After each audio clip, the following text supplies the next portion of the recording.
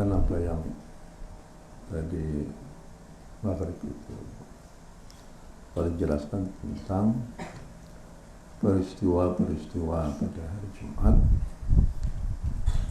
yang disampaikan oleh Nabi. Pertama adalah bihi khuliqa Adam. Pada hari Jumat itu Nabi Adam diciptakan. Allah menjelaskan tentang penciptaan Nabi Adam. Itu Nabi Adam diciptakan dari tanah. Jadi Allah mengambil dari lapisan tanah itu yang paling atas itu diambil semua. Ada tanah yang hitam, ada tanah yang kuning, ada tanah yang merah, macam-macam. Dikumpulkan oleh Allah. Jangan tanya bagaimana cara mengumpulkan siapa, itu urusan lain, urusan ghaib. Tapi Allah hanya menjelaskan tentang struktur penciptaan manusia, struktur penciptaan manusia yaitu dari tanah. Allah mengambil lapisan yang teratas dari tanah itu dengan berbagai macam karakteristik tanah. Itulah yang akan bisa menjadikan manusia itu juga mempunyai karakteristiknya yang berbeda-beda. Ada rumpun manusia yang mempunyai kulitnya itu sawo matang, seperti Indonesia ini, rumpun Melayu. Ada yang kulitnya itu kulit yang hitam, seperti orang-orang Negro dari Afrika. Itu juga dari orang-orang Papua itu kalau dikatakan hitam juga tidak. Kalau orang Negro itu betul-betul hitam. Ada yang kulitnya itu sawo matang, ada yang kulitnya itu kuning ya, ada yang putih, ada yang kuning. Orang Cina itu termasuknya kuning. Orang Barat itu, orang Eropa, Amerika termasuk kulitnya itu putih. Ya, apa sebabnya Allah menciptakan semuanya itu? Untuk menunjukkan kekuasaan Allah. Allah itu bisa saja menciptakan demikian. Karakteristik orangnya itu juga berbeda-beda. Ada yang lemah lembut seperti orang Indonesia, seperti orang Asia pada umumnya. Ada yang gagah, ya, seperti orang-orang orang-orang Negro itu sebenarnya gagah-gagah, kuat-kuat. Perangainya juga berbeda. Ada rumpun kelompok umat manusia yang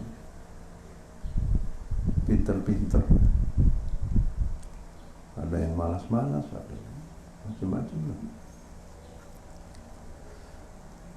Turabnya ini turab. Fase pertama adalah fase turab.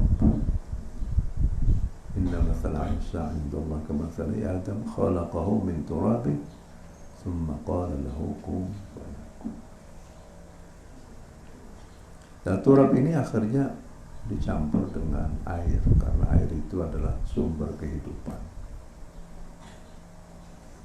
Dicampur, setelahnya dicampur dengan air, namanya bukan turab lagi, namanya apa? tin. Sama seperti padi masih belum diapa-apa, itu namanya masih gambah.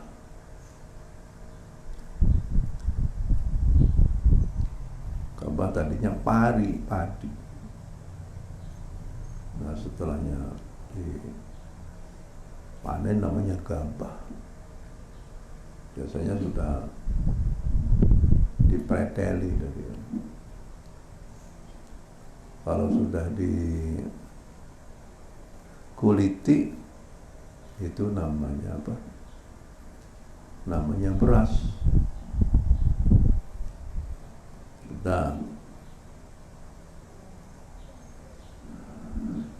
kalau masih di tali ini itu namanya pocongan. Diikat begitu sepotong. Kalau sudah dinanak namanya nasi. Kalau sudah nasinya agak encer namanya bubur. Ya, namanya bubur. Kalau dikasih santan namanya apa? Nasi uduk. Itu macam-macam. Ya. Kalau setelahnya setelahnya dikuliti itu yang kecil-kecil itu namanya apa? Namanya menir. Terus hasil daripada ayakan itu namanya bekatul. Apa bekatul? Tahu nggak bekatul? Begitu juga manusia itu. Manusia asalnya dari turab. Setelahnya dicampur dengan air namanya apa? Tin. Kalau sudah dibiarkan lama sehingga berubah dan bau namanya hamaim masnun. Setelahnya dikeringkan maka itu namanya salsalin kalfakhar.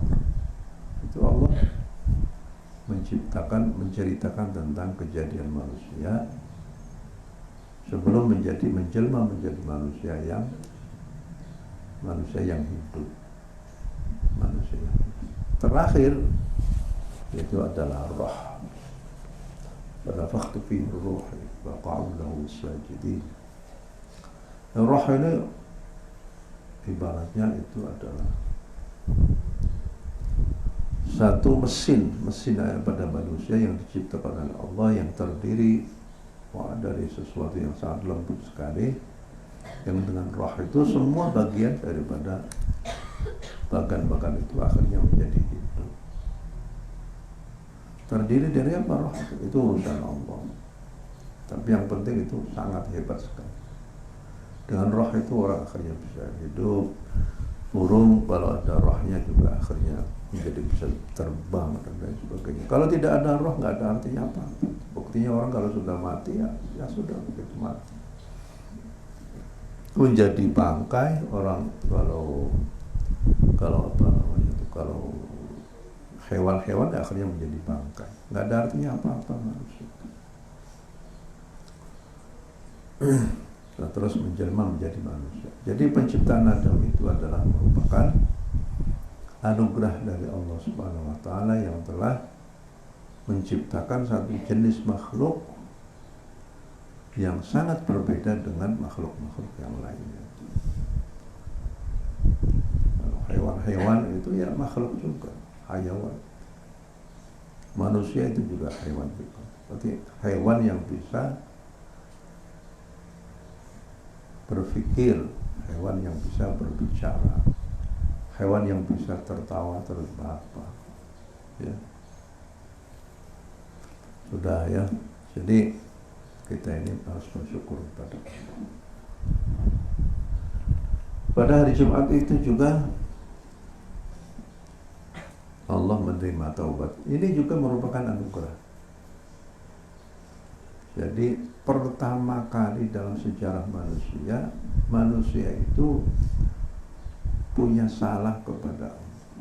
Jadi untuk memberikan tahu kepada kita sekalian bahwa manusia itu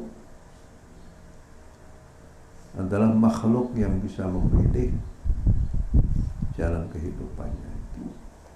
Tapi makhluk yang akan terus berperang dengan setan. Makhluk yang terus berperang dengan hawa nafsunya dia. Nabi Adam itu dicontohkan oleh Allah sebagai makhluk manusia yang bisa jadi lengah dalam pada satu episode kehidupannya itu.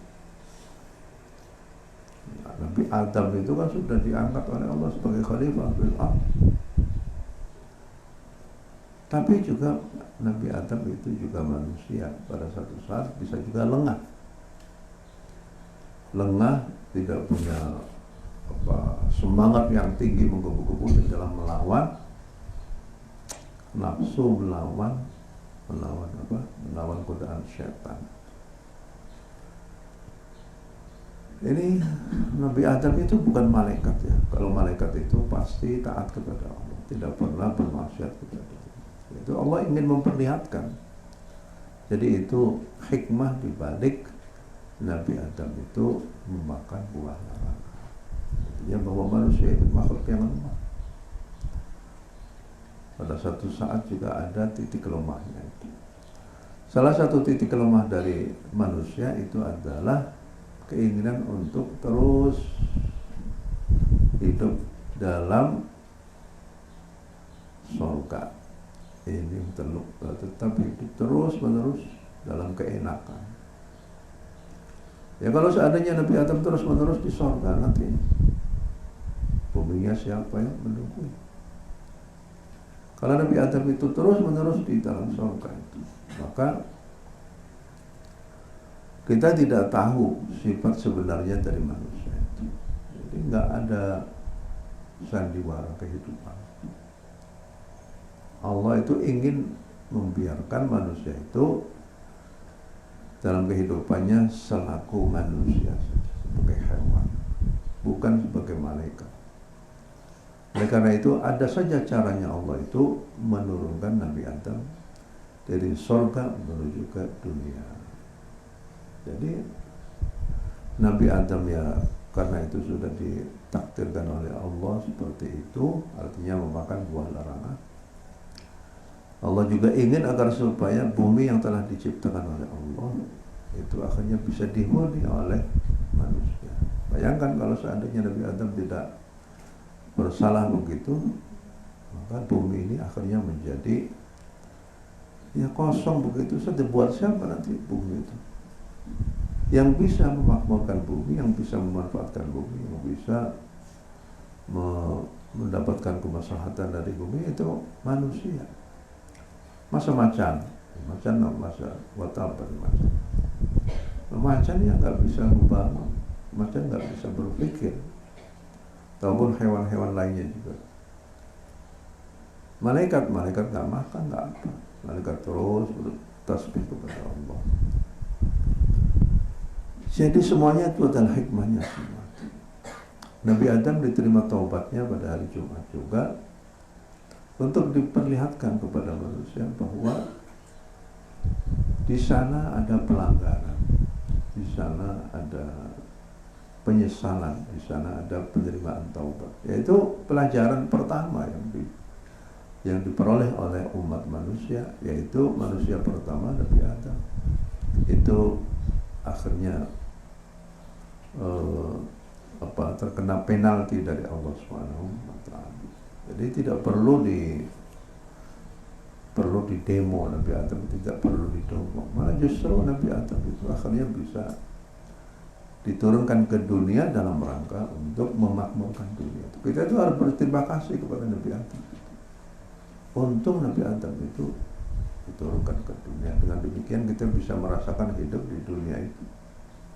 Bayangkan kalau seandainya Nabi Adam itu tidak punya salah, maka ya semuanya adanya di surga saja. Jadi ini yang harus kita ambil hikmah ya, ambil hikmahnya. Kita bisa membangun di bumi, kita bisa berpikir, kita bisa sekolah, kita bisa macam-macam menikmati kehidupan di dunia itu justru karena apa? Nabi Adam diturunkan di bumi. Tapi dengan skenario Allah itu ada aturan tidak boleh mendekati satu pepohonan yang di surga itu. Pohon apa? Al-Quran tidak menjelaskan. Pokoknya ada pohon. Wala taqraba hadhihi syajarata fatakuna minal zalimin. Kemudian Nabi Adam dan Siti Hawa itu hidup tenang, hidup damai, hidup sentosa, hidup tidak ada apa-apa. Senang sekali. Pokoknya Nabi Adam yang mendapatkan bujukan dari rayuan dari setan bertahun-tahun, mungkin puluhan tahun. Karena Nabi itu kan. Tapi ada sajalah hal yang. Jadi di sini pelanggarannya itu adalah pelanggaran yang bukan pelanggaran yang gede, gitu ya. Zina dan lain sebagainya itu kan pelanggaran yang gede, kemusyrikan pelanggaran. Ini sih makan, gitu. Memakan buah larang yang kata Allah jangan. Nah, terus Allah ingin memperlihatkan kepada kita sekalian tentang kelemahan manusia itu. Manusia itu ada waktu-waktunya tingkat keimanannya itu tinggi sekali, bahkan kadang-kala melebihi daripada malaikat. Manusia itu kehebatannya juga bisa melampaui kehebatan malaikat. Apa sebabnya? Kalau malaikat kan nggak punya nafsu. Kalau seandainya malaikat itu selalu taat, ya memang nggak punya nafsu. Masa malaikat bergelut dengan setan? Malaikat itu digoda oleh setan? Nggak ada. Karena diciptakan dari cahaya, dan Allah menjadikan malaikat itu la ya'sunallaha ma amarahum wa yaf'aluna ma yu'marun. Ya, jadi berbeda dengan manusia. Manusia itu Allah ingin memperlihatkan manusia itu juga ada titik lemah. Pada satu saat manusia itu ada titik lemahnya. Tapi jangan dikatakan bahwa itu dosa Nabi Adam. Itu harus kita minimalisir ya, menyalahkan Nabi Adam itu harus kita minimalisir. Ya begitulah skenario Allah itu. Bagaimana caranya Allah itu bisa menurunkan Nabi Adam dari surga itu, yaitu melalui kesalahan. Itu kesalahan kecil saja, karena hanya kesalahan memakan. Itu aja. Tapi Allah ingin agar supaya dengan memakan itu akhirnya Allah mempunyai alasan untuk bisa menurunkan Nabi Adam ke dunia. Jadi diturunkannya Nabi Adam ke dunia, ataupun Nabi Adam menyesal terus sampai ada sih yang kitab-kitab tafsir yang memberikan satu uraian tentang bagaimana penyesalan Nabi Adam. Nangis, tapi ini jangan dipercaya 100% ya. Nangisnya Nabi Adam itu nggak karu-karuan, sampai cucuran air matanya Nabi Adam dan Siti Hawa itu sampai bisa menumbuhkan rumput-rumput itu. Jadi kan sujud, air matanya itu mencucur. Akhirnya air mata itu membasahi bumi. Dan setelah membasahi bumi terus akhirnya turunlah, muncullah rumput-rumputan. Tapi ini kan cerita-cerita dari sana atau bukan dari hadis ya. Artinya kita bisa mengambil pelajaran dari kisahnya Nabi Adam. Ada hewan namanya malaikat, bukan hewan, ada makhluk yang namanya malaikat, ada makhluk namanya jin. Ya. Jadi kalau jin itu ada jin Islam, ada jin kafir. Kalau setan itu pasti kafir. Ya. Kalau manusia itu ada yang kafir, ada juga yang muslim. Hanya kalau jin itu diciptakan dari apa? Dari api. Manusia diciptakan dari tanah. Jin itu juga beribadah kepada Allah Subhanahu wa taala, termasuk makhluk yang mukallaf, yang diberikan tugas oleh Allah untuk apa? Untuk menyembah kepada Allah. Khalaqtul jinna wal insa illa liya'budun. Aku tidak menciptakan jin dan manusia kecuali untuk beribadah kepada Artinya harus beribadah. Hanya saja karena struktur jin itu berbeda dengan kita, ya kita tidak tahu bagaimana. Jin itu juga belajar sama Kanjeng Nabi. Belajar sama Kanjeng Nabi. Ada jam-jam pelajaran tertentu yang Nabi itu mengajari kepada para jin itu ya. Jadi kita ambillah banyak yang hikmah yang bisa kita ambil dari cerita Nabi Adam itu. Jangan kita memposisikan Nabi Adam sebagai seorang yang tersalah apapun. Jadi semuanya ada skenario Allah, dan apa yang diskenariokan oleh Allah itu semuanya mempunyai hikmah, ya, mempunyai hikmah. Manusia adalah makhluk yang lemah. Manusia itu juga bisa melakukan satu kesalahan. Jadi Allah itu sebenarnya ingin mempertontonkan kepada kita sekalian, pada generasi setelahnya Nabi Adam, bahwa manusia itu bisa melakukan seperti itu. Kecuali Allah yang memberikan memberikan taufik dan inayah dari Allah Subhanahu agar supaya manusia itu bisa melandasi dirinya dengan keimanan, yang dengan keimanan itu dia akhirnya bisa melawan godaan-godaan syaitan. Manusia juga boleh bertobat, harus bertobat, dan Allah akan bisa menerima taubatnya. Lalu kemudian Allah itu menurunkan ya Allah fi Adam. Nabi Adam itu diturunkan ke bumi. Ya alhamdulillah kita bisa hidup di bumi. Dengan hidup di bumi ini kita menghadapi berbagai macam tantangan. Tantangan harus mencari nafkah sendiri, ya.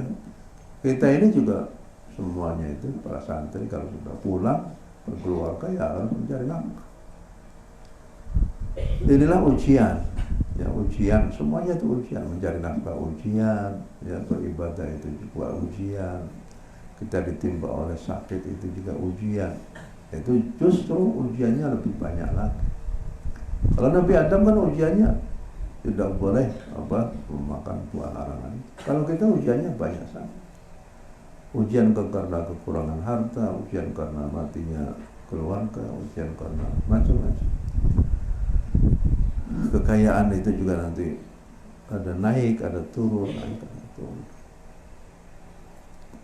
Ini adalah Allah ingin memperlihatkan, ingin tahu sampai sejauh mana seorang itu terus menjaga keimanannya. Jangan sampai nanti, ya, jadi apa yang terjadi pada Nabi Adam itu jangan terulang kembali, jangan terulang. Itu sebagai contoh-contoh saja. Semuanya bagus, semuanya indah, ya. Kalaupun Nabi Adam itu disalahkan, kata Nabi Adam, saya berbuat begini itu sudah ada ketentuannya dari Allah Mahfuz, itu sudah ada ketentuan. Yang dengan itulah Nabi Musa itu akhirnya yang tadinya agak marah-marah sedikit begitu, ada protes kepada Nabi Adam, akhirnya memaklumi juga. Oh begitu ya, ya sudah kalau begitu.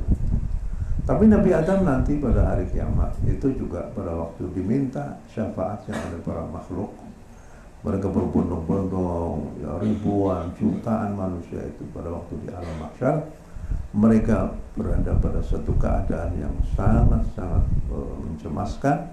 Mereka berbondong-bondong kepada Nabi Adam, wahai Adam, engkau adalah makhluk yang diciptakan oleh Allah dengan kedua tangannya, berikanlah syafaat kepada kami sekali.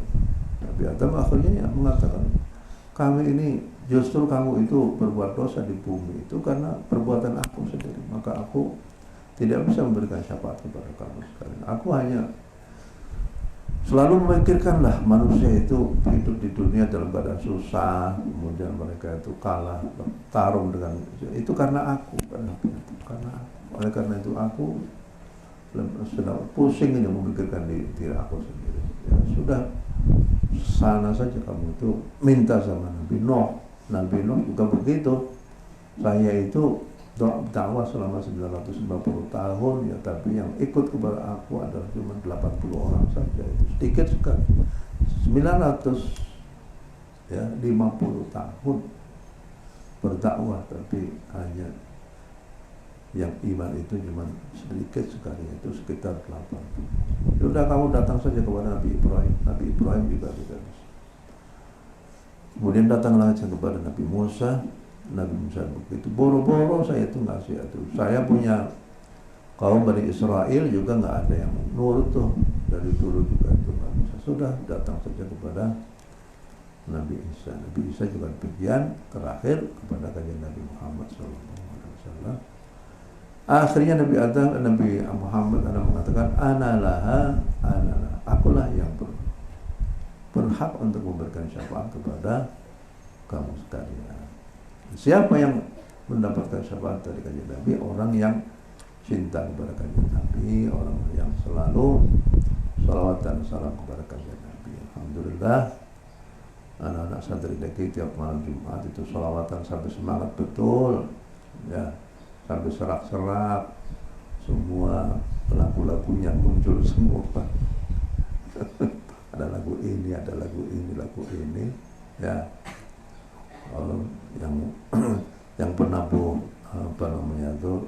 rebananya juga, aduh luar biasa, ya, semangatnya luar biasa dalam rangka cinta kepada kajian Nabi Muhammad Sallallahu Alaihi Wasallam. Insyaallah santri DKI semuanya dapat syafaat dari kajian Nabi Muhammad Sallallahu Alaihi Wasallam. Wassalamualaikum warahmatullahi wabarakatuh.